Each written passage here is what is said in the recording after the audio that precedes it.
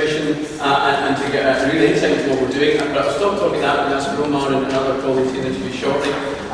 This has been done very quickly in museum terms, lightly speed in museum terms. For those of you who know Omar, you'll understand how that's possible. It's been a partnership with Colourful Heritage, which started in the archive in Michelin, evolved out of that. We're very excited in the museum service.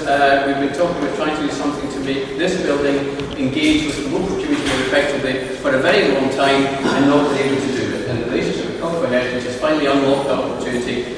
We're delighted with what's in there, but I'm not careful to steal all my stuff, so I'll stop talking at that point.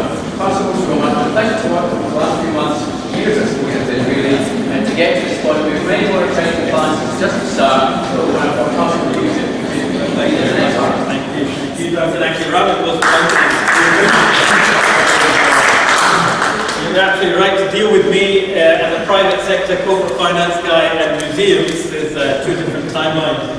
It really is a new definition, I would say. But thank you very much to all of you for joining us here today. It's an absolute pleasure and honor to have you all with us and for us to be here on this momentous day.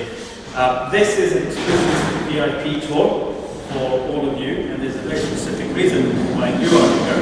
Later on, we have a community lunch upstairs at 6 o'clock. We'll be joined by another 50 odd guests and a few more speeches then.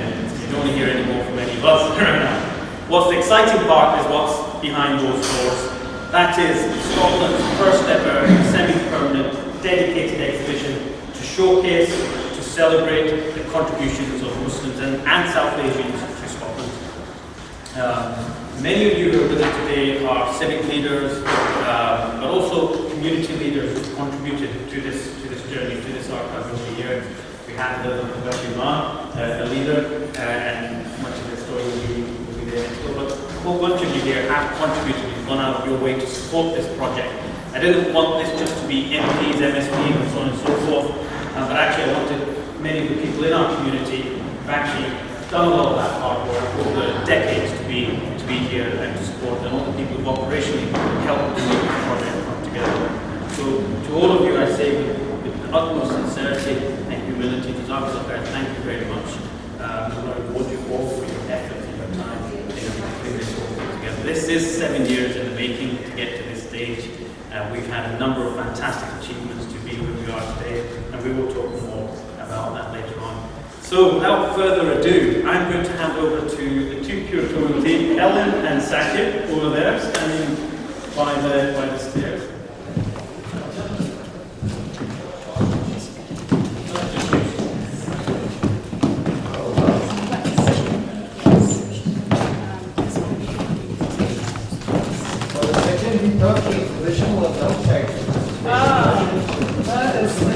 Lots more to see. I'll just get gathered in. Excuse me, I'll just pull this up.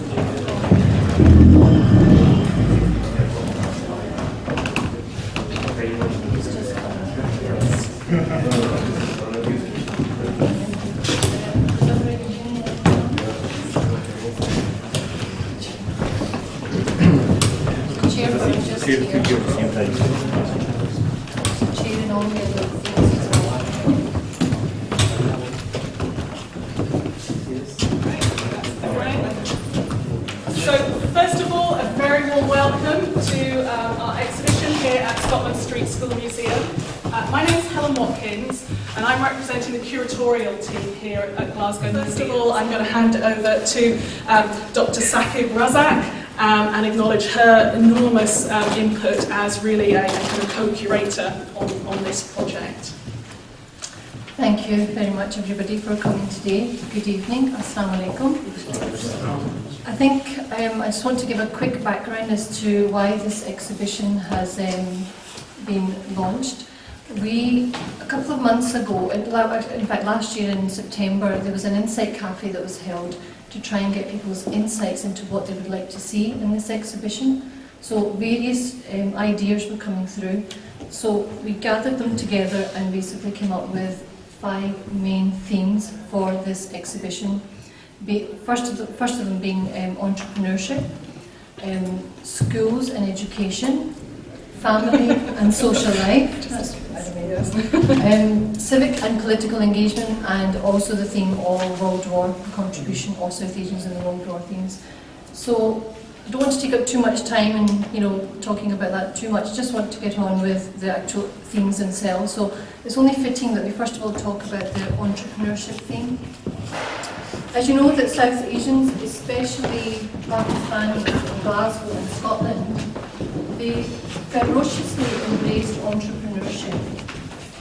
You only need to take a look around at the many shops and businesses that people have nowadays, and the restaurants that are in Glasgow as well. One of the very first businesses that the South Asian community undertook was a profession called peddling. Now, peddling, this is an example of a peddler's suitcase. I'm not sure if everybody is able to see this.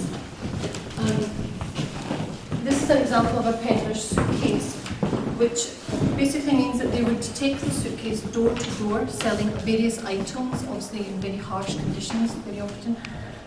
This belongs to a Mr. Abdul Karim, who's also on our video later on as well, on the big screen.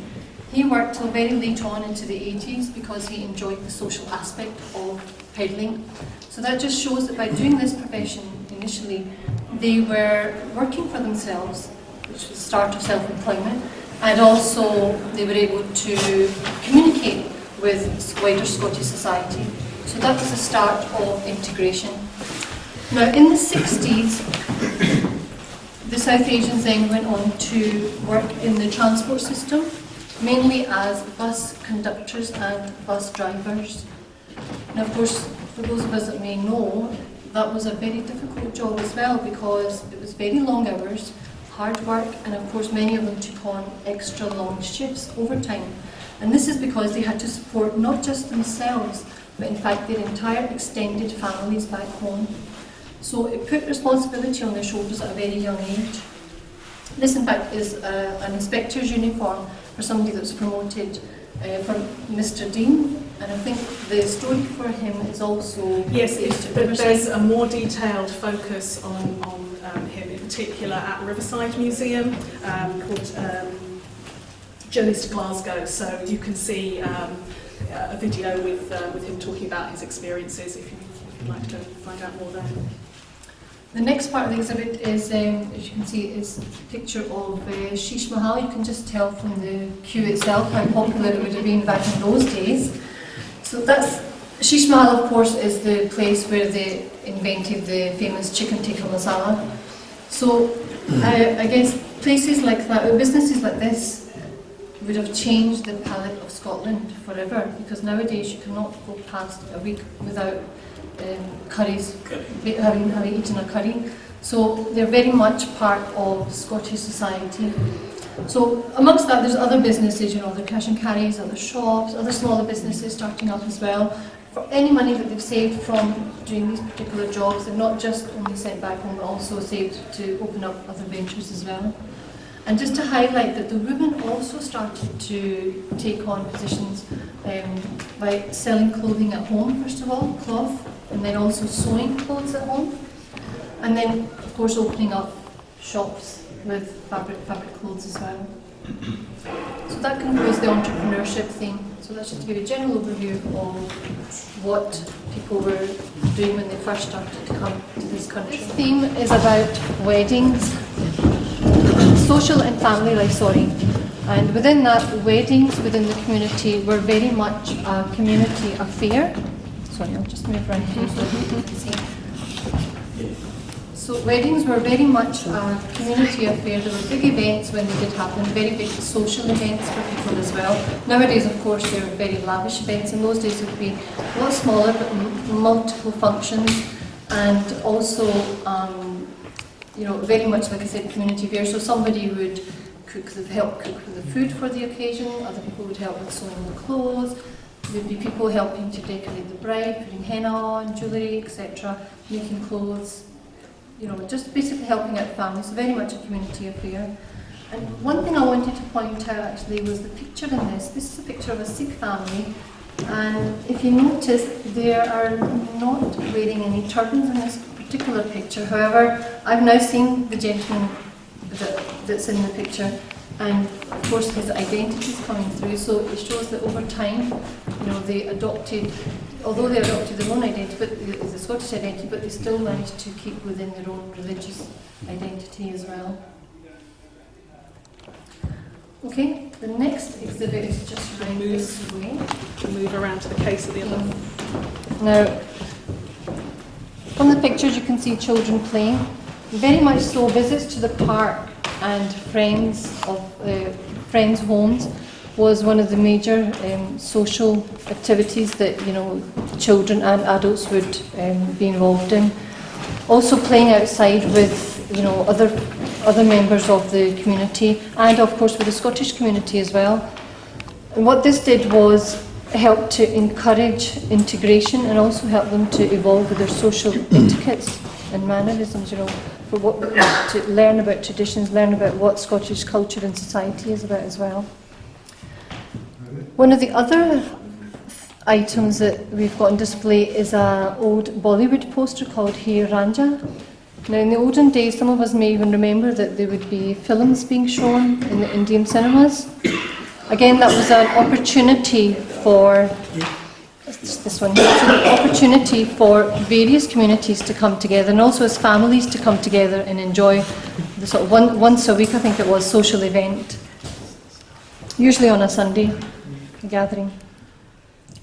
And over time, you can see there are other groups that would start to form. So, for example, we have, I think there's a picture on the graphics panel there, but there's a book there in Urdu, which is written by the Pakistan Art and Literary Circle, that would show poetry evenings. So they would have various events, and one of the items they produced was a magazine, a monthly magazine, that actually went international as well. So, and that's in their own home mother tongue of Urdu.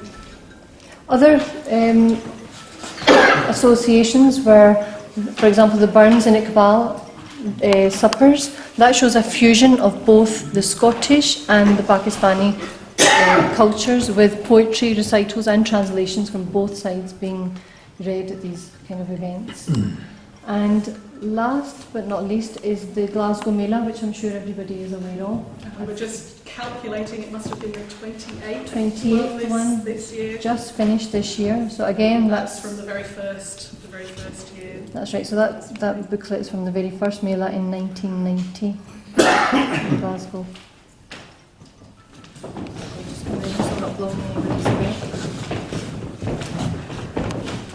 So the education department in Glasgow, and also the very learned community of Glasgow, so some of the senior members of the community would take after school classes to try and teach the children English, because some of these children would come to Scotland and they would be much older, so they weren't able to speak English straight away. So to try and encourage them and help them, they would run ESOL classes. So this shows a learning aid used by the ESOL department to try and help that process. The Muslim community at the same time also started to run their own Quranic and Urdu classes in the Muslim school, and this happened, I think, even as early as 1965. So they were aware that our children needed to keep in touch with their roots back home and with their own mother tongue and their own faith as well. And so there's just a few Urdu books shown there, just like a Qaida and the first book.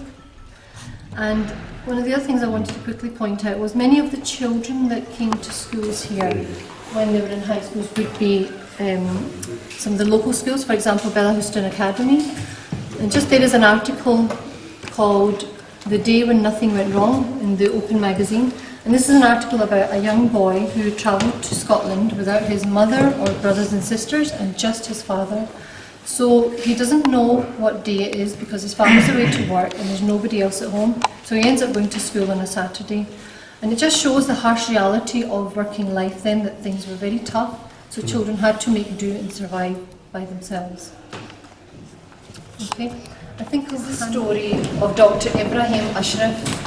Dr. Ibrahim Ashraf is the son of Mr. Atta Ashraf, And Mr. Atta Ashraf came to this country, Scotland, in 1926, and he actually had a warehouse in Nicholson Street in the Gorbals, where the pedlars would actually come to buy their goods for selling. So it was almost like a meeting point for everybody.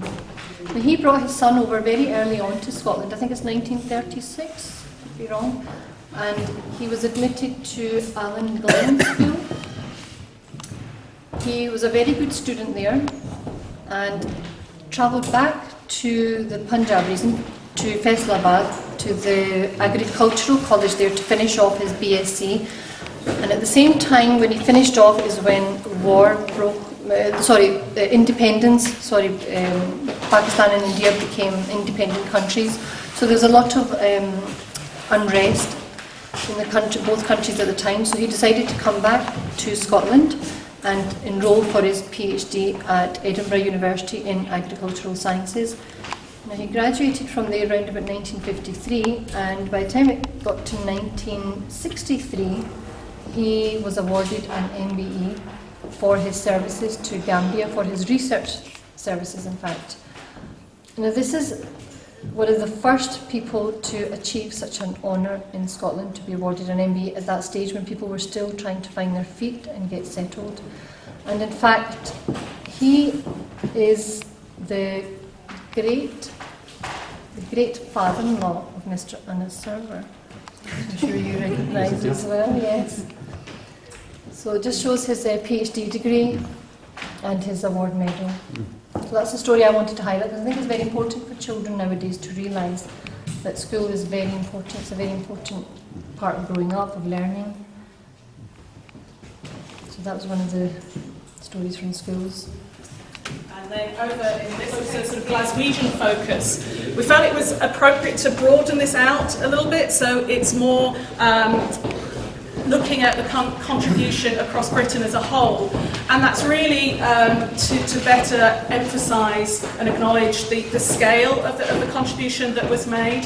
There were over 1.3 million soldiers from then India who were in active service in the First World War, with a particularly strong contingent from the Punjabi area, and close to 2.3 million people served in the Second World War. And I think that's an often sort of overlooked statistic, and I confess that's certainly something that I was not aware of, the scale of that involvement until I became involved in this exhibition. So, and what was sort of very striking is that we can see that the soldiers involved in the various battalions and forces, it was a very mixed in terms of religion. So you've got this sort of multilingual, multi-ethnic, multi-faith groups of people from India, from South Asia, and there's a very we've kind of titled this section with an extract from a song.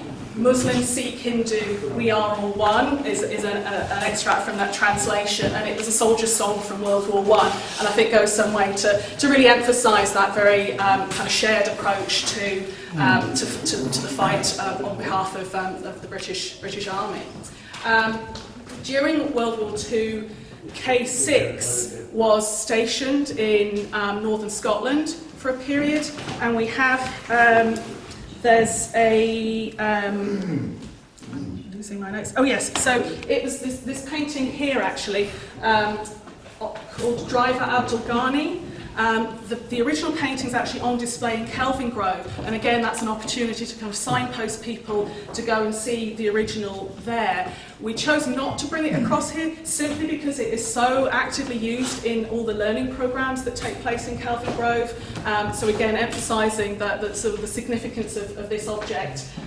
So this was painted in 1941 by Henry Lamb. So I'd encourage you to keep an eye out for that if you happen to be at Kelvin Grove. So The other thing to emphasise, as well as the soldiers who saw active service as part of the British Army, is those people who made a voluntary contribution. And here we've selected some items from Mrs. Rugbeer, who was a volunteer for the Red Cross during the Second World War.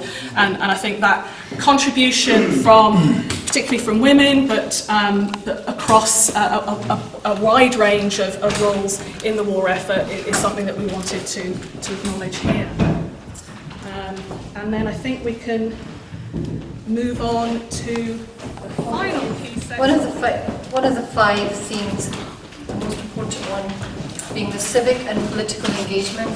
As you know, Glasgow, well, some of you may or may not know, Glasgow produced many of the first in politics, with Uncle Bashir Mann being one of the first Muslim elect councillors in UK in 1960, and also with Mohammed Sarwar being one of the first MPs, Muslim MPs being elected in the whole of UK in 1997, I think it is. So, yes. So what this really shows is that there is something special about the Glasgow community and the integration experience that we've had compared to our English counterparts. Now, this shows several documents from the Bashir Mann archive, and I noticed Uncle Bashir was actually looking at these earlier on, figuring out where did you get all of these. They're actually from the Bashir Mann archive, which is hosted at the Mitchell Library. And some of the pieces in here, one of the pieces I wanted to highlight is his work in campaigning for the Sikh community to actually be allowed to wear turbans in the police force. And that letter shows their appreciation of his work at that time. So from here I just wanted to move on to the next exhibit, which is this Quran.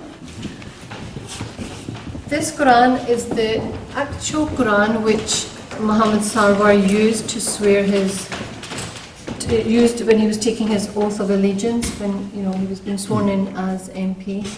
And it is one of the oldest Qurans in ownership of the Glasgow community.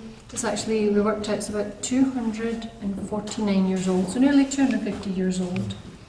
And it's written by somebody in Peshawar, if my memory serves me correct. That's right, so somebody in Peshawar, so how it ended up here, we don't know at the moment. So from that, the next exhibit I wanted to talk about is the Hamza Yusuf outfit. And you can see, I'm sure everybody recognises this, and you can see that it's got elements of Scottish identity as well as his Asian roots. So that would be him wearing that when he was taking his oath in both Urdu and in English. Now moving on from the civic engagement, so that's all the themes that have been covered. Other than that, on the iPads there are 3 other themes, which are migration, integration and identity that I mentioned. But the next thing we'll get are all South Asians and any key events within Scotland. From the arrival of Maharaja Dalip Singh, also known I think as the Black Tiger of Perthshire, right the way through to women's engagement within politics nowadays. So this is the static version. We also have a digital version of this, which is online, and that is constantly evolving. There's always entries that we're adding to this or taking bits away. So that's something that the community themselves can add to. They get in touch with us via our website. And I think it's fair to say it was a very tricky process trying to select down from obviously a very kind of rich and detailed history in order to have a timeline on the wall, and that's why there was a decision that actually having an electronic, a digital timeline enables there to be much more detail that's added to flesh out the story, and also, yes, it's sort of an invitation for people to inform us and help us get a better understanding of the full kind of people's stories over the period. Jigsaw's coming together to make the whole piece, and as Alex Salmon said, it's the we're weaving ourselves into the tartan of the Scottish fabric. So this piece was one of the most enjoyable pieces because there was just so much rich history that we could find, and everybody wanted to add in their own. There was just so much information, so it's been a real challenge to try and cut it down to this, which is why we now have the digital version as well. So do log on to the website and have a look. And you'll have noticed dotted around the gallery there are some iPad sites. And if you touch those, what each of those does is offers a group of oral histories connected to each theme. Obviously we have headphones here, so there's a great opportunity to listen to people's stories at first hand, and that seems to be, just a very important way of being able to communicate a much more sort of personal story within the exhibition. And it's probably a good time to point out, you might notice a large orange box behind us, and a special kind of quiet please recording and process sign up there. So a key aspect obviously of Colourful Heritage's work is gathering more stories, and it's been great to be able to engineer the space so that we could actually build a recording booth here, so this will be set up and there'll be the opportunity for people to come and share their stories within the gallery spaces as well. If they feel they want to get interviewed, or anybody they know that wants to share a story or tell about their lifestyle, that's fine. They can get in touch and we can follow that. And then the intention of this final part of the space here, there's a small library area, a bit of comfy seating, you can sit down, take their time, have a look at the material here, and then obviously we've got a screen with a selection of videos, and that runs on a loop, so there's quite a lot more information that we're able to share through the screenings here. And then we invite our comments cards here, so we do invite everyone to give feedback. And there are a number of things that we're really interested in from people's responses who come and visit the exhibition. So always helpful to find out what particularly appealed, but also if there are any key omissions, any factual information that would be beneficial for us to learn from visitors. So this is really an invitation to get in touch, volunteer to be involved, potentially sharing stories. But we're also planning partway through the run of this exhibition to make some changes, to rotate some items. So there is an opportunity for people to suggest items, themes, sections that we haven't covered here, but that people feel are really important that we do. So that's a nice opportunity to keep this exhibition kind of quite live and quite vibrant, but also to enable people to feed in what's important. So this is an area in which obviously the material here is a combination of objects from Glasgow Museums' existing collection, but also quite a number of items that have been loaned to the exhibition from Colourful Heritage and from a range of individuals associated with the organisation. But it's fair to say that this is part of a longer process for us, and we are keen to build our collections that represent the South Asian community in Glasgow. So it's something that we're looking to have feedback and have suggestions for the kind of things that we should be adding to the permanent collection. And I also believe that there's opportunities potentially to deposit material within the archives that are held in the Mitchell as well. So encourage anyone visiting to give us some feedback there. So if there's anything else, any final thoughts? Yeah. Perfect. Thank you. As mentioned, you're all to join us for this, and I hope you found that an informative tour. We have now approximately 10 minutes where you can continue to look around and see some of the detail, after which we'll make our way upstairs, where we'll be joined by other guests in the community, and we'll have some refreshments and some food and so on, and then a few speeches by the different distinguished guests. So thank you very much. Please enjoy for another 10 minutes or so, and then we'll make our way upstairs.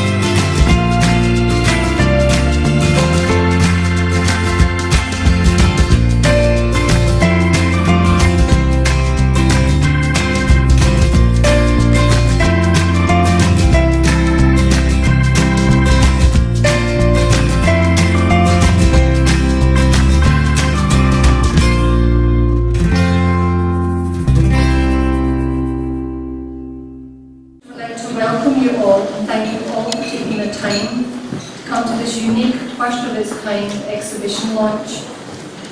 This is to celebrate the contributions of the South Asians and the Muslim community in Glasgow. The exhibition is called GlaswegAsians. My name is Sakib Azad, and I am part of the team at Colourful Heritage that has been working with Glasgow Museums to try and put together and research most of the exhibits and the information that you'll see in the exhibition downstairs. Colourful Heritage, just to give you a little bit of background, is Scotland's first community heritage-focused charitable organisation. This aims to capture and celebrate not only the contributions of South Asians and Muslims in Scotland, but also we'd like to inspire the society at large through the wonderful stories that we have collected. These can be seen in our website, colourfulheritage.com. So far, there have been over 70 stories that we have managed to capture, short films, and these are stories from the elders in our community to try and gather their experiences from the time when they have arrived in this country. In 2014, in partnership with Glasgow Life, Colourful Heritage created Scotland's first dedicated South Asian and Muslim archive. This is housed at Mitchell Library. And this is particularly named after Bashir Mann, who is a leading political figure in Glasgow, being the first Justice of Peace in 1968 in Scotland, and the first Muslim-elect councillor in the UK in 1970. In 2016, a memorandum of understanding between Colourful Heritage and Glasgow Museums was signed. Last year, an insight cafe between various community members and Glasgow Museum staff was held to give us exactly that, an insight into what the community wanted to see in our planned exhibition. But this led to 5 themes being identified. I'll just run through quickly some of the themes. First one being entrepreneurship, and then civic and political engagement, schools and education, family and social life, and the contribution to World War I and World War II by the South Asian community. Some of the other themes that we've also captured through digital media are migration, integration, and identity. And you'll be able to see all of these in the exhibition downstairs. Colourful Heritage from the museum and the various institutions who will all give short talks, all related to these exhibition things. So without any further ado, I'd like to invite Mr. Duncan Dornan, Head of Glasgow Museums, to tell you a little bit more about the partnership between Colourful Heritage and Glasgow Museums. Distinguished guests, ladies and gentlemen, it's a remarkably great pleasure to be here sharing the opening of this incredible exhibition. I'm sure it will be viewed by great pride by Glaswegians for everything it says about our city and about its communities. And so it should be. It's hard to imagine an exhibition that tells such a compelling story that could be more appropriate or better timed than this one. I'm delighted to house the Scotland Street School, given it remains one of the iconic creations of one of Glasgow's favourite sons. Many of the people who settled in Glasgow have lived near here, and the building played a significant role welcoming children from every culture and background to learn and grow, both as a school and as a museum. Glasgow Museum's aim for this exhibition is exactly the same, to help people to learn and to grow as citizens of this place. We hope to record many of the experiences from people migrating to Scotland have had and are still having to inform our future acquisitions policy and ensure that Glasgow's collections are representative of the whole city. I'd like to pay particular tribute to Colourful Heritage, especially Omar and Sakib for their work in bringing this exhibition together. Their enormous assistance has been invaluable in delivering this, and it's been a great pleasure to work with both of them. They were the lender for many of the images and exhibits which you will see downstairs, and those which will come later as the exhibition evolves. Your expertise, your drive, determination to see this exhibit come to life have been enormously valuable, and we're extremely grateful to you both.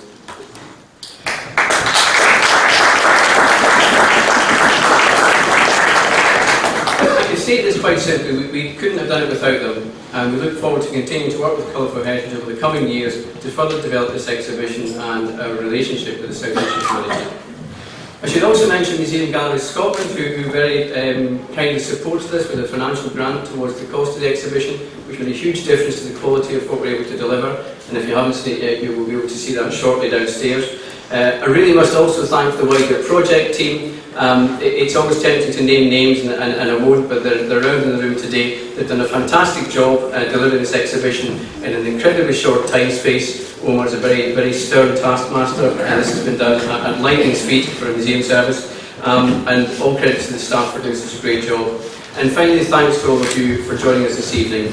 I'm certain you will find this exhibition a source of great pride, great joy, and a great achievement, and something that you wish to come back again. And just as the head of museums, it's fantastic to see such a diverse audience. The range of ages we have here tonight is absolutely tremendous, and I think very encouraging for the potential of this partnership and what it might do for the city. So at that point, thanks to all our partners, thanks to the team, and thank you for joining us tonight. Thank you. I'd like to introduce the key person who has been the driving force for the Colourful Heritage project.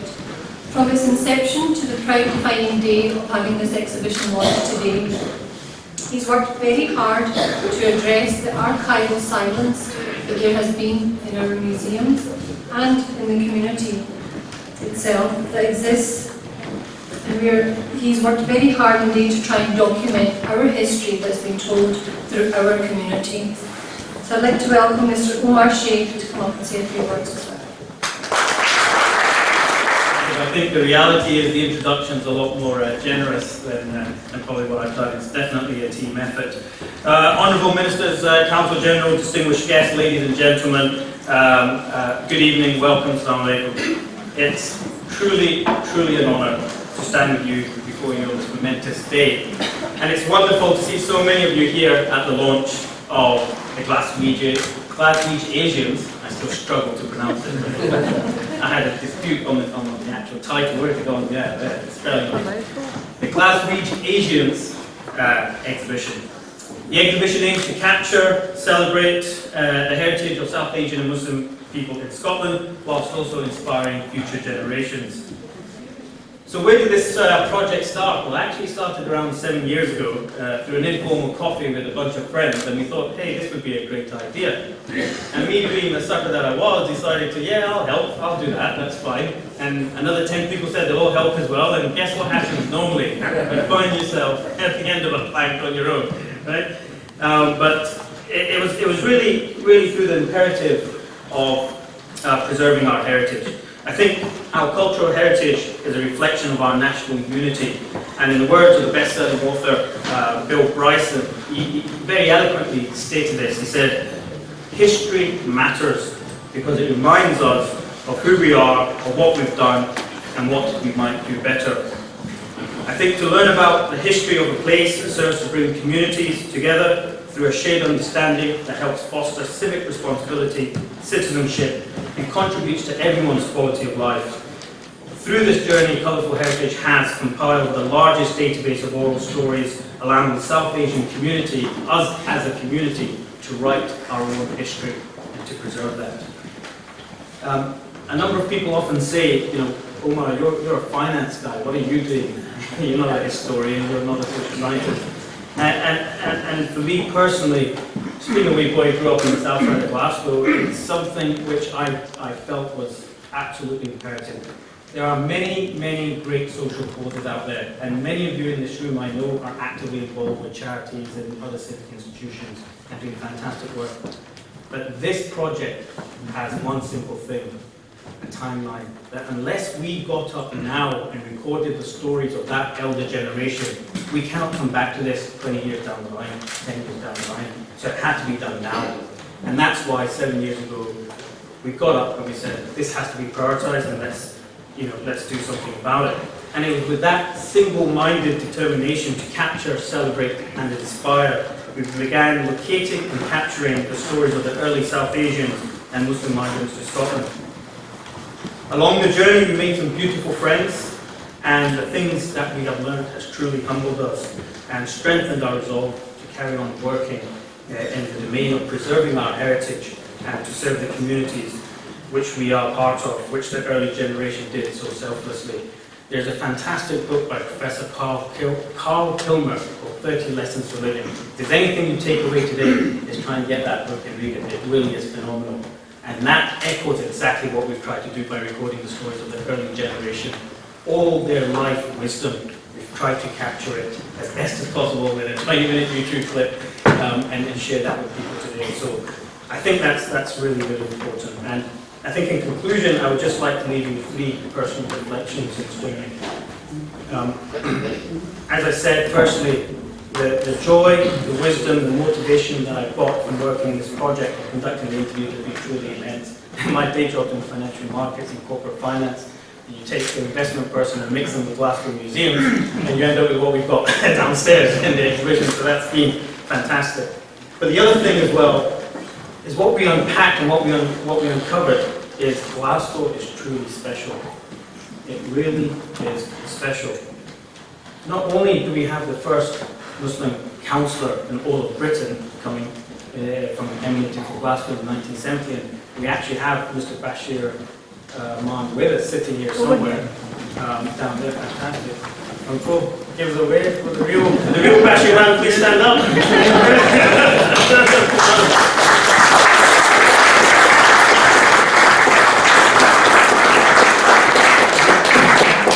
His achievements were phenomenal, but thereafter, fast forward 25 years, we have the very first Muslim Member of Parliament, Mr. Mohammed Sawar, who's Anas's here son. So that's again another phenomenal achievement. Along with that, of course, we invented chicken tikka masala. We need civic engagement when you can invent chicken tikka masala, right? So I think Glasgow is truly special, and our experience is markedly different to that of our English and European counterparts. And I believe this is something that we should all be very, very proud of and take inspiration from, particularly in the current times where we have the challenges of increasing Islamophobia and an anti-migrant discourse that dominates politics. That is a very special person, I recognize that. That's my son somewhere there. Finally, the other reflection I think is important is, for all of you in this room today, this is critically important. This exhibition is just the beginning. We believe that there is much, much more out there that needs to be documented and showcased and illustrated. And the only way we can do that is by all of you in this room engaging and contributing your either photographs, documents, or peddlers' licenses, whatever that is. It is imperative that you contribute that into the city's archives so we can contain that for always. And the approach that we took is to be inclusive. Whilst we take the community in Glasgow, the South Asian community, 70% approximately will be Pakistani Muslim, we made a conscious decision and we reached out to ensure that that's inclusive, so South Asian and Muslims. So Muslims who are non-South Asian, but also Sikhs in the Hindu community as well, that we've reached out to ensure that everyone's identity is captured and preserved.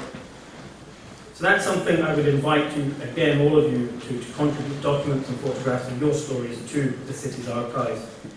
At the end of the day, the Colourful Heritage is a charitable initiative. It's a registered charity, and its backbone has been the tireless efforts of the team who, like myself, operated as volunteers in a pro bono capacity. Yes, I did not get paid for this. Yes, it's not my day job, but the journey has been immense, and whenever you are working in the volunteer sector, many of you know there are many, many challenges. People will let you down, right? We had the challenge of heritage lottery money, getting resources for this, and we were told by the community, you don't engage in gambling, so if you're going to take money from heritage lottery, we're not going to support you. Fine, you have to respect that. So we avoided all of that. But what I would say to all of you is never, ever underestimate the power of what a few good people can achieve. And in that context, I would just at this moment like to say particular thanks to Dr. Saki, who I think really deserves a round of applause.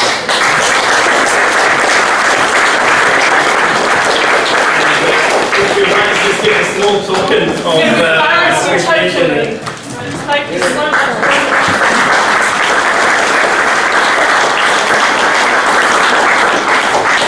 I think Dr. Saki has gone way beyond that, as Duncan mentioned. mention way beyond the call of duty and what she's done.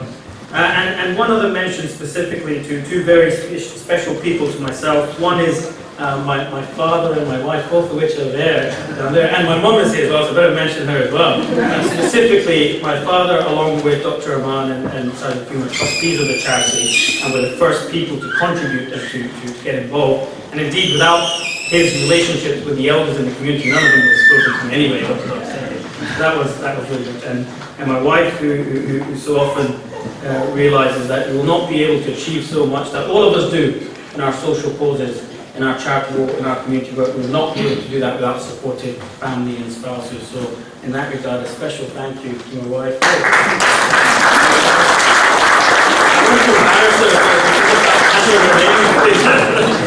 won't do that. I think in conclusion, Colourful Heritage really is a great example of what a few committed, sincere and competent people can achieve. Whilst we may not have changed the course of history, we have most certainly gone a long way to document it and address the archival silences that were prevalent. This is our history told by our community. And this, I have no doubt, will be a priceless asset for all of Glasgow in the generations to come. Thank you very much.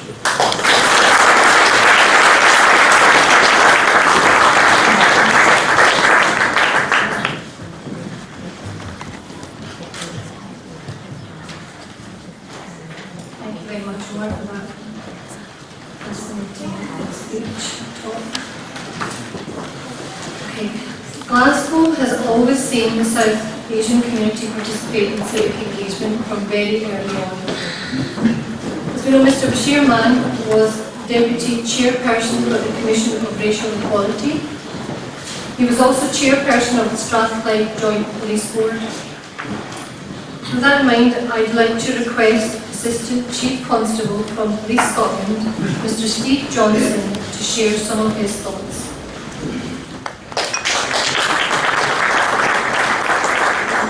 My name is Steve Johnson. I'm the Assistant Chief Constable.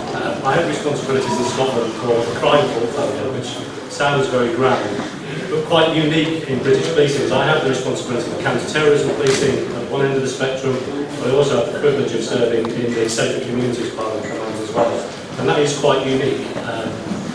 As you can probably tell from my accent, I am not Scottish. I too have come across the border. But one thing that has struck me since I've come across the border is the differences in terms of the style and approach to community policing.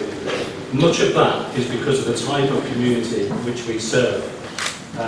The integration of the communities in Scotland that I see is different to what I was used to working with in England and Wales. Previously I've worked in Cumbria, I've also worked in the inner cities of Coventry and Birmingham cities. And one of the challenges there was the lack of integration, the lack of connectivity between communities and the tensions that created. I've been really inspired by what I've seen here. I haven't seen those tensions. Yes, there are issues on occasions, but they are not the same systemic and endemic problems that fractured communities see. So, I think, and from what I've seen, and there's many members of the audience here tonight, that I do work with either as independent advisory groups or certainly as community reference groups. And the contribution of communities, and this is a perfect example of how the communities come together to lay down history. I might set the point that this will be a valuable asset, not only for today's community, but also the communities and the generation that follows.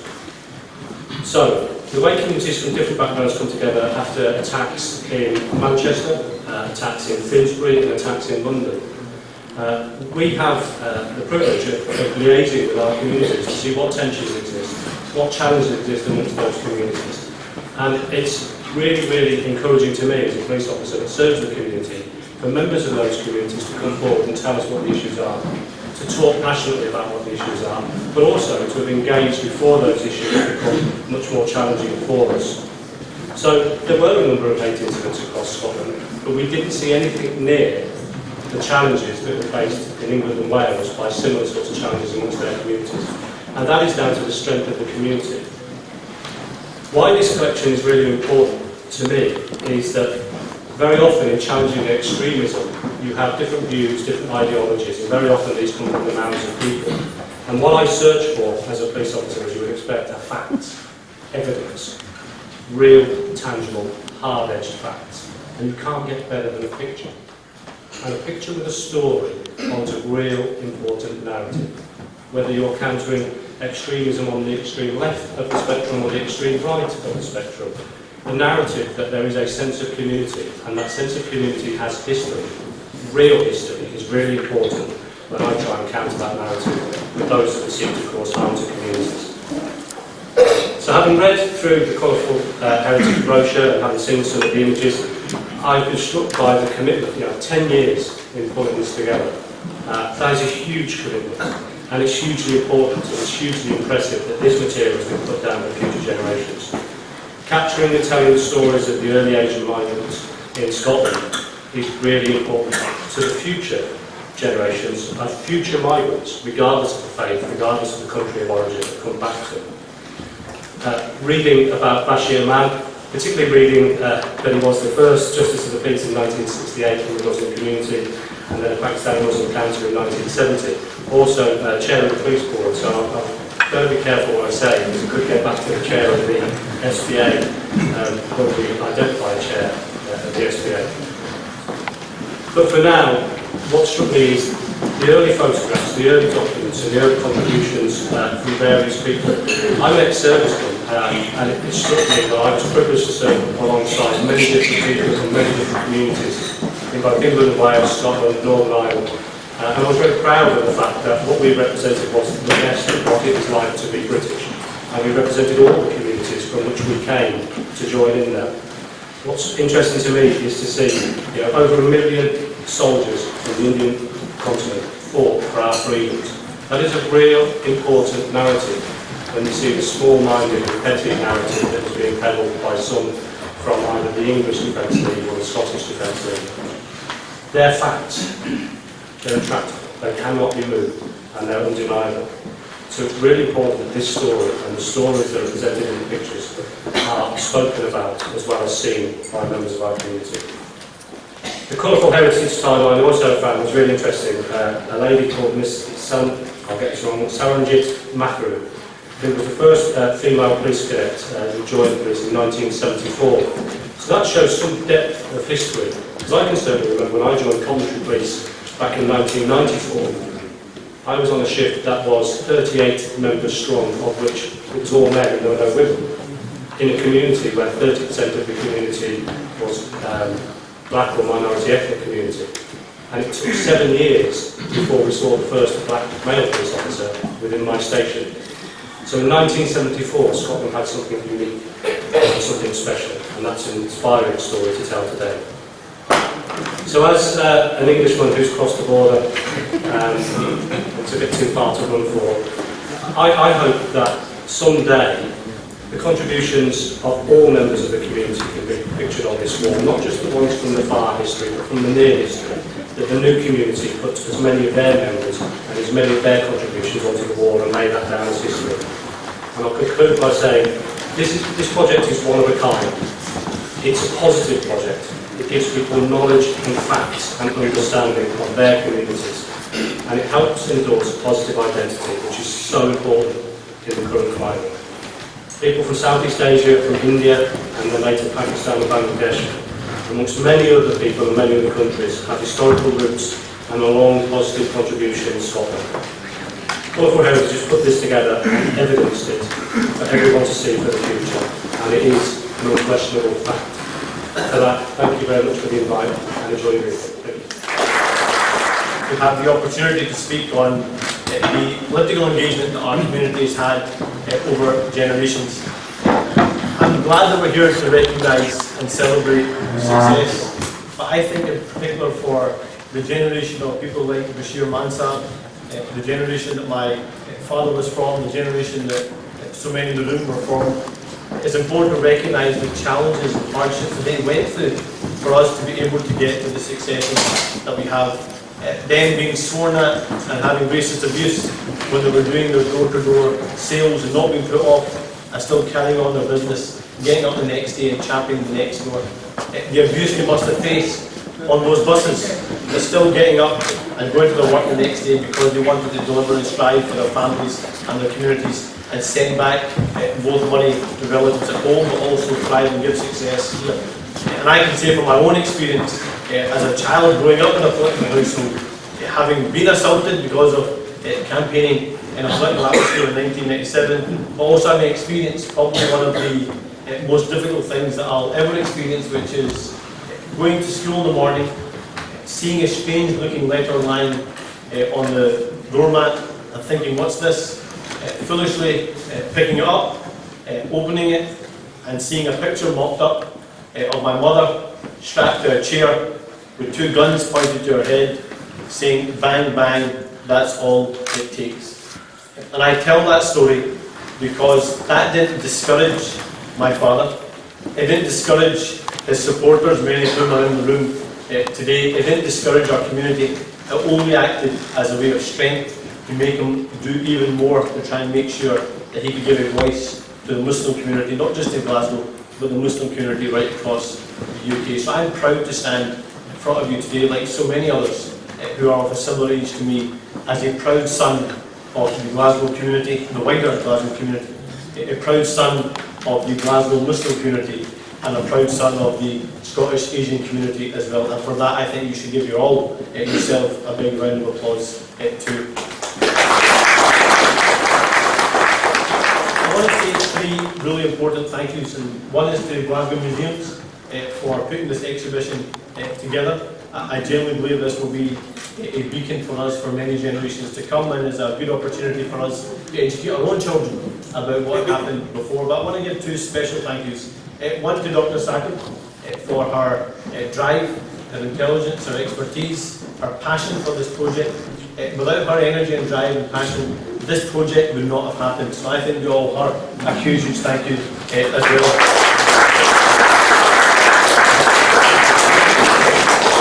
And also in more shape, Omar has been the stalker-in-chief for this project. I can't tell you the number of phone calls I've had from him, the number of WhatsApps I've had from him, the number of emails, as he has passionately put himself fully into this project to actually get it delivered. So to Omar, a genuine thank you for all your hard work. You can stop for thank you. I just want to emphasise how important it is that we have this exhibition. I think it's very easy for us to have forgotten the past, particularly for our children's generation. My children don't know what their grandfather had to go through to get to where he got to. They haven't known what other family members or other members of their community had to go through to get to where they got to. And because of this exhibition, because of the stalls down the stairs, because of the stories that Colourful Heritage is telling, I'll be able to share those stories with my grandchildren, and you'll be able to share those stories with your children and your grandchildren for generations to come. That is a huge, huge, huge achievement, and one I don't think any of us should take lightly. So genuinely, a huge thank you to everyone involved. I want to just end with two stories, because I've got two proud moments from downstairs. One from my own father's story when he was elected as the first Muslim MP in 1997, but I just want to share with you a story about how lackadaisical our parents can be. When I was asked to find something for the exhibition, you'll see downstairs that the actual Quran that my father swore the oath of allegiance when he took his Hulf in the House of Commons in 1997 is one of the exhibition items downstairs. And there's a funny story behind that Quran. Indeed, when I became a Member of Parliament in 2010, I went down to Westminster. There was an old box of my father's belongings there that he never bothered to bring back up to Glasgow, and it lay in the corner of my office for about 6 months. And I said to my member of staff, whatever's in that box that needs to be kept, put it on that shelf, and the rest is chuck in the bin. His dad will never come and take his belongings. So he put a few items on the shelf, and for about a few months they lay there. And then one day I saw this really old, ancient-looking book in the corner. And I said to Yasser, who was my member of staff at the time, Yasser, what's that? He said, that is the oldest Quran that's on record in Britain. I thought she was lying in the box in a corner. Overlooking testifying, all sorts of plasters on it. It was wrapped in a tea towel in a Sainsbury's bag. It never been looked after at all. And I said, okay, what's the story behind the Quran? And this is a Quran Sharif that, after being gated by the museum, is 250 years old. 250 years old. And was given as a gift to my father when he was elected in 1997 by an imam that he met in London, who said that this is a huge moment for Muslims right across Britain and the world. And I've got the oldest Quran on record in Britain. I'd like you to keep this and use that when you go and do your oath in the House of Commons. And he did that.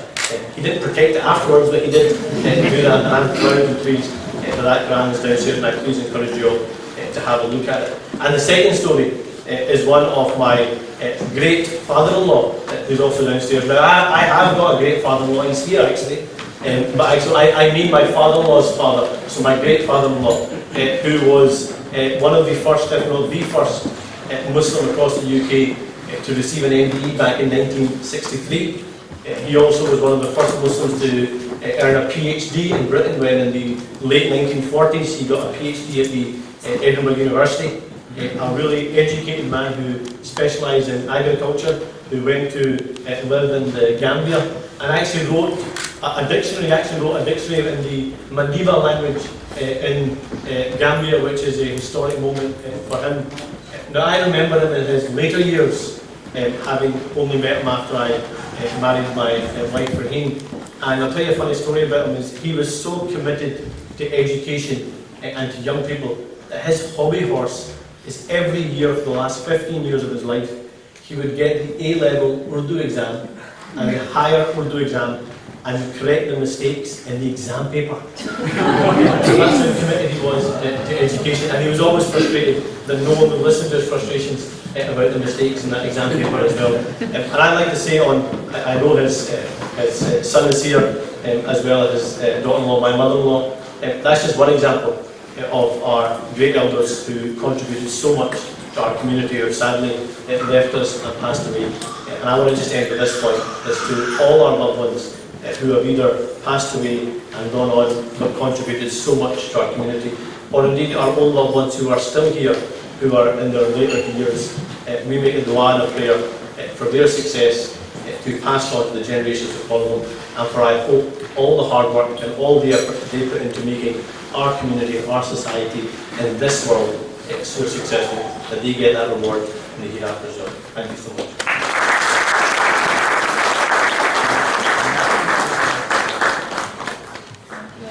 Local SNP Councillor for Public Shields Ward, and the newly appointed as one of the directors of Glasgow Life, Bailey Norman MacLeod, will share a few of his thoughts.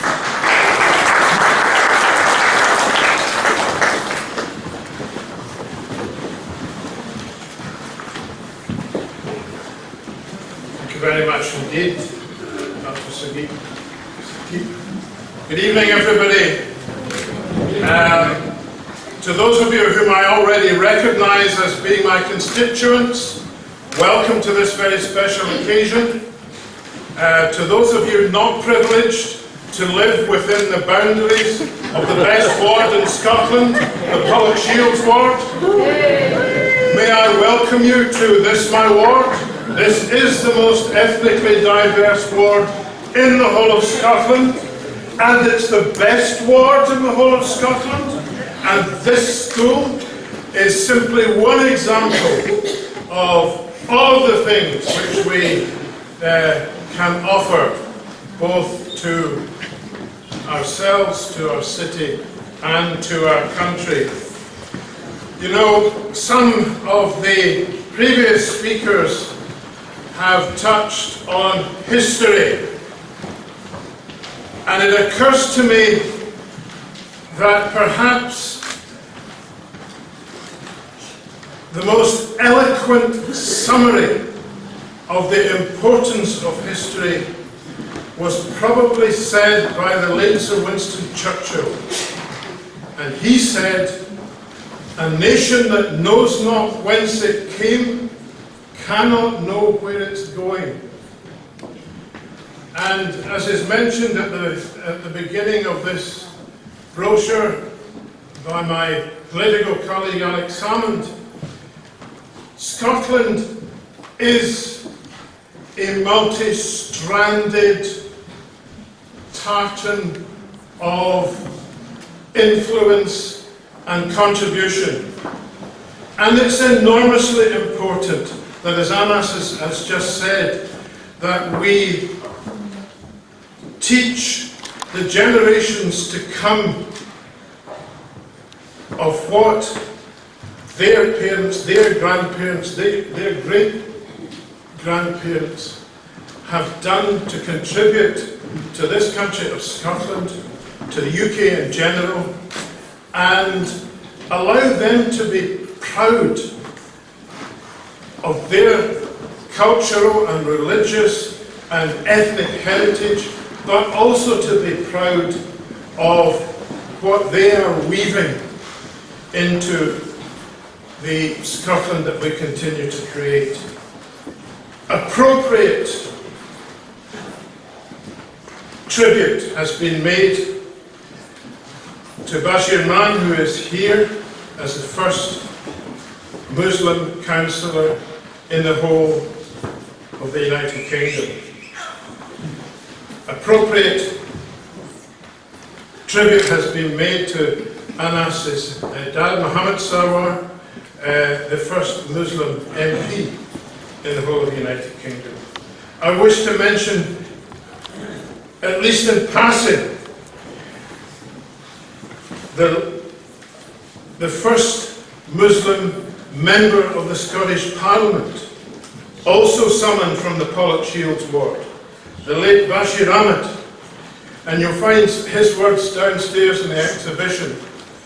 And I'll probably not get the quote exactly right, but in essence, the late Bashir Ahmed said, "It matters not from whence you came, where we're from, it matters where we're going together." And what an absolutely positive view to have. I continually endeavour to remind myself, because like most of us, I have many flaws, but I try to remind myself, life is not a rehearsal. We come into this life with nothing, we will leave with nothing. So our duty, as I see it, and it's one of my principal motivations for being involved in public life, we have been given a gift by God of life, and what we do with that gift is the most important thing. This is a marvellous exhibition. My final comment is this, and the doctor is saying you're well past your time, and that is this: let us celebrate where the Asian and Muslim community came from. Let us make sure that your young people, our young people here in Glasgow get to know that. But let us also use that as a springboard to encourage all to have a knowledge of from whence they came.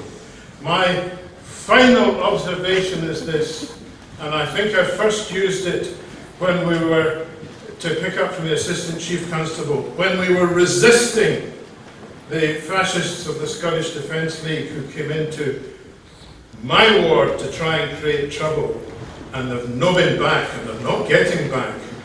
But what I said at that time was this: we're probably all immigrants in this multicultural Scotland. Certainly I am, and my people didn't even come in peace because they were Vikings.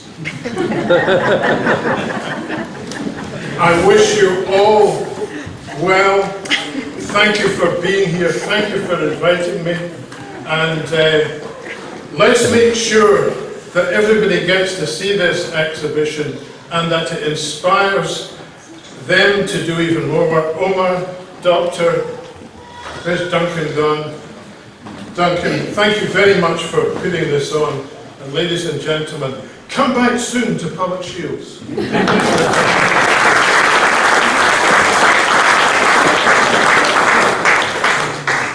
I realise it's very warm in here. We just have a few more to go, but the next speakers are very young. And the reason for this is because of Colourful Heritage. One of our purposes is to work and engage and inspire with the younger generation in society. So, without further ado, I'd like to invite the three youngsters that would like to come up and say a few words. One of them being my son, Hamza Razak, and also the great-granddaughters of Mr. Bashir Mann himself, Rania and Samia Said. They'll come up and talk to you about what the exhibition means to them and why they feel the Colourful Heritage project is important.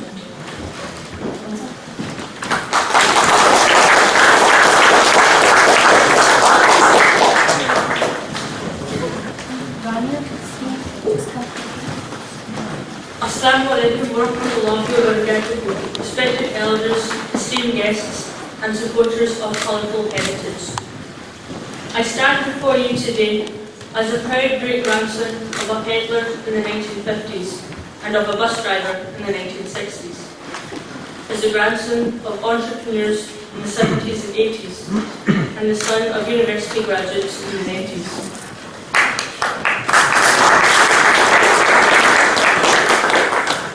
My name is Hamza Razak. I am 14 years old and proud to be a true GlaswegAsian. It's an honour to speak to you today at this first of its kind exhibition. Doing so allows me to express my gratitude on behalf of the millennial generation as we make our own contributions to modern day Scotland. What we have today we owe to our past. As a fully signed up member of the exclusive Fourth Generation Club, it would be very easy for me to forget how fortunate I am to be walking the streets of this friendly and cosmopolitan city of Glasgow. I am a third 21st century Scot, but one who recognises the firm roots leading all the way back to the timeline of my forefathers, to the great Punjab region of Pakistan. After all, in the words of author Terry Pratchett, if you don't know where you come from, then you don't know where you are. And if you don't know where you are, then you don't know where you're going. And if you don't know where you're going, you're probably going wrong. My great-grandparents arrived with just a few pounds in their pockets and set to work in this strange and foreign land, only to find themselves as a vital part of the fabric of the society. As Alex Salmond has put it, South Asians quickly became a central thread in the Great Scottish Party. Other political parties are also building. So what does the exhibition mean to people of my age and generation? It's a celebration of those early South Asian families who came to Glasgow and the many positive contributions they made to the Scottish society we live in today, such as growing the economy and creating employment via their business startups, and raising the bar for culinary delights. It is only fitting that the efforts of South Asians in Scotland should be recognised and enjoyed by all. I am sure those who visit this exhibition will be inspired and uplifted by the example. However, it is also a challenge, particularly for my own generation. We need to live up to their example by participating as possible and sharing what we have to offer as Scottish people with a South Asian heritage. The fascinating stories captured so beautifully by the Colourful Heritage Project can help us to aspire as our ancestors did. Please take the time to carefully read through all the unique exhibits that will take you back to a different time and era, one which should not be forgotten.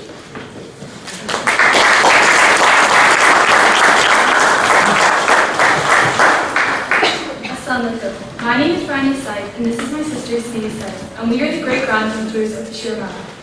Today, we are going to be talking about why the exhibition is important to our generation and why the Colourful Heritage stories are an important part of our history.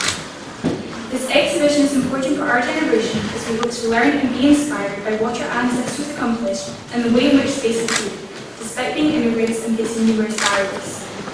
Our generation may not know as much as they should about where their ancestors originated from and just how hard they worked and overcame many obstacles. Subsequent generations have had it relatively easy as our ancestors worked hard for their families, and as a result we have not had to face many difficulties as they have. Due to all of this, we have easily integrated into the Scottish society. I have often wondered what motivated our elders to immigrate to Scotland and how they ended up living. The 78 stories captured online in a video answer these questions, allowing us to experience first-hand accounts of each individual stories. Had these stories not been documented, we would have lost such valuable information and knowledge. Our generation should know what their ancestors have done.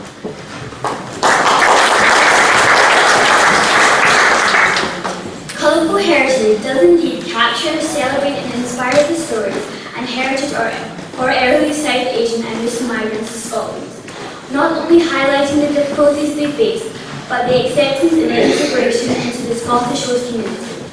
The videos of our elders, for me personally, is very moving.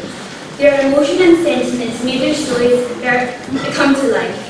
Imagine arriving in a foreign country, not knowing the language or culture, not knowing your bearings and having very little money and being exposed to racism. Our elders have endured so much, they overcame many obstacles and have become very successful members of society. They are very grateful to the Scottish host community for their generosity and acceptance, and are also very patriotic, perhaps more so than the average Scot.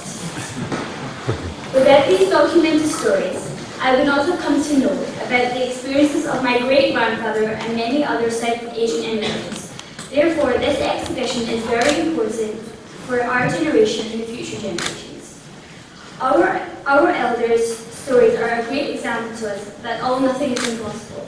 Hard work, strength of character, and sheer determination can enable you to achieve the impossible. As Alexander said, the Asian community have woven themselves into great hearts of Scotland, and now it is the opportunity for those to come to.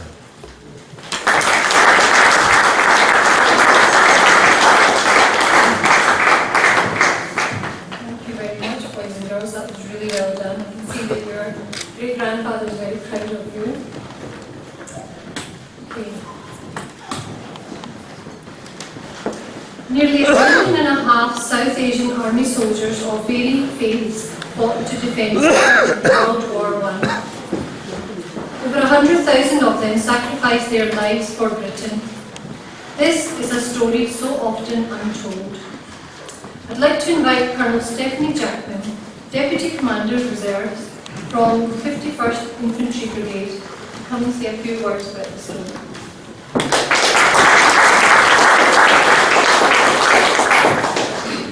Honoured guests, ladies and gentlemen, first of all I'd just like to say that I'm hugely honoured and feel very privileged to be standing here this evening.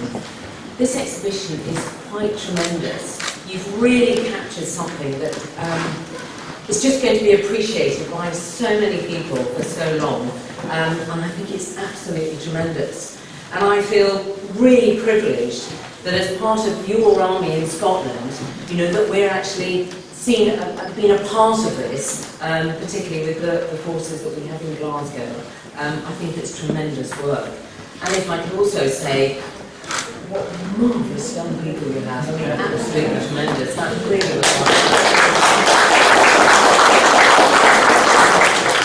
As you'd expect, I'm just going to say a very few short words about the significant contribution that was made by Muslims, Sikhs and Hindus in both the world wars. And of course that goes along very nicely with one of your themes in the exhibition. The cannon roar like thunder, the bullets fall like rain, and only the hurt, maimed and blind will ever see home again. That was a few lines from a poem written by a Sikh soldier. I hope he got home. Those soldiers were under absolutely no illusion about what it was that they were going into and the conflict that they were involved in. And we've heard already this evening quite a few times sort of numbers and facts, and I'd just like to go over those again. In the First World War, there were 1.3 million Indian soldiers who served. And out of those, 79,000 died, but 11 were awarded with Victoria's Crosses, with Victoria Cross. And of course, you'll be aware that this is the most significant honour and award that is ever given. Quite fantastic. There were 400,000 Muslims, there were 100,000 Sikhs, and there were 800,000 Hindus. In World War II, 2.5 million, and they made up the largest all-volunteer army that was ever raised, and over 87,000 of them lost their lives, and 17 Victoria Crosses were awarded on that occasion. I mean, this really is huge and so significant. General Slim's 14th Army was spoke about as being the most culturally diverse army that was ever brought together under one command, because it was made up of the British, the Indians, the Nepalese, the Africans, and so it goes on. I mean, really quite tremendous. And I think you've captured it really beautifully in your theme downstairs in the exhibition. So that was then, and what is it today? Well, your armed forces today, your army, are also similarly inclusive and diverse. We are very multi-faith, and we're a professional organisation. And we offer significant opportunities to all, whether it's for young people in our youth organisation, our cadets, and whether it's our reserves, our part-time soldiers, or our regular forces, our full-time soldiers. We are your armed forces, and we hope that we are able to really continue with the history and the story and keep that alive for all your past generations. So as I say again, thank you so much for inviting me here this evening. I feel hugely proud to be here. I think this is a very, very special occasion, and I really think it's commendable. Thank you.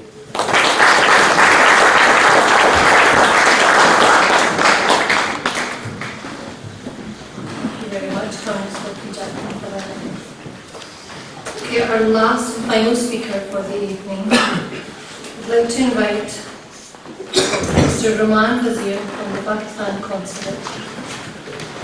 Thank you.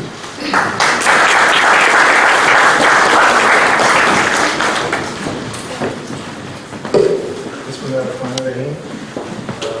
Ladies and gentlemen, distinguished press, good evening. I mean, what do you say at the end? Because, as they say, with the ending, it either goes very good or the other way. But anyway, it was really inspiring to hear the speakers before me. They touched on many areas of what immigrants or people who come from another society and try to gel into a new society come across or experience. I'm a professional diplomat. Before joining here, I've been to other communities, to other societies as well. So, yeah, Thompson, our friend from the Police Scotland, mentioned that he has seen tremendous level of integration, which he has not seen anywhere else. I would tell my community members, or generally speaking, immigrants from South Asia, whether they are from Pakistan, India or Bangladesh, that it's very easy to take for granted the kind of society, local Scottish society that you feel there. Maybe you guys don't realize it. Maybe you guys take it for granted. But let me assure you, I've been to other areas as well, and I've seen the way the host community deal with people who join them from other societies. So please don't take the Scottish society for granted. They are certainly more welcoming than I've seen in my professional career. So I would want all of you to give them a round of applause.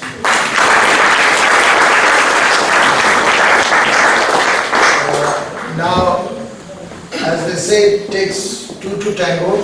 So basically our community has been able to gel into the society, as I said, because the local society was also willing to accept that.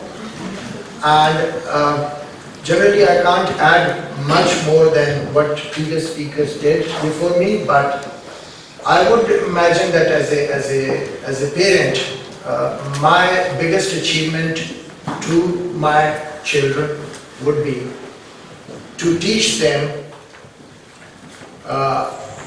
to communicate more and more and more. Because in my personal experience,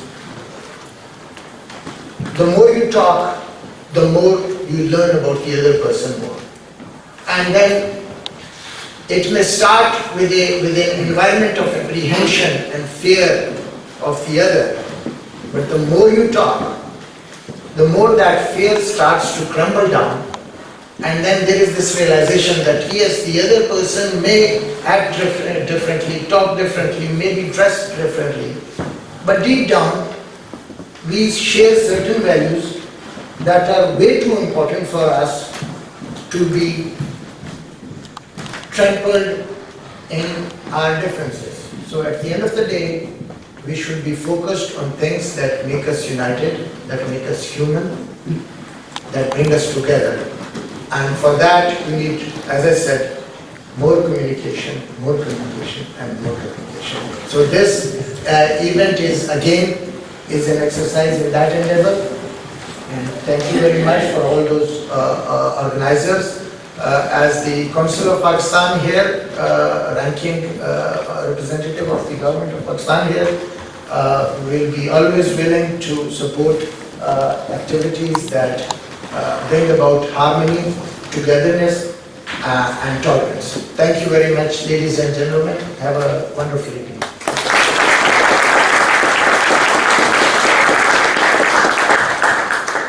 Over to my colleague Marshik, who will tell us everybody what to do next. But the main part, I am shocked in Glasgow we need air conditioning. I'm really happy not to use it when I get back from Dubai. Okay, the main event. The exhibition is now formally open. It is downstairs in the room directly below here. So if you can make your way down in groups of around 20 to walk down, go through the first batch who are going down. Bilal, if you can just manage a group of 20. Yes. Invite the speakers just to stay back so we can get a group photograph. But I'd also like to just say a special thanks to Glasgow Museums. Sorry, just 1 minute, if I can just get, sorry, 1 minute, we're not done yet. Ellen, I can hear you from here, and you're right behind the speaker. Right? If I can just very quickly say, ladies and gentlemen, sorry, very quickly, just say a big thank you to the Glasgow Museum team. Specifically, this is not the Oscars, but I want to give a special mention to Duncan, to Gareth, to Isabel, Ellen, John, John standing there, and to Jackie, the designer, everyone at Wild who's enabled the online digital archive, Colourful Heritage trustees, Uncle Rabani, Uncle Kanda Chaudhary, Uncle Mukur Soul, our advisory board, Manawar and Nawaz, where are you two? There's one, Manawar, Nawaz has done amazing work on our website, Alal has come up to London, all the contributors to the exhibition, Rizpur Devlam is here somewhere, Uncle Bashir Rahman, thank you very much for your contribution. Dr. Foster, we got your point in the thing, and to the operational team today, Ruth, and the rest of the staff here at Scotland Street Museum. Sorry for the Oscars roll call, but don't mention I'm in trouble, but it's a genuine vote of appreciation and thank you to them.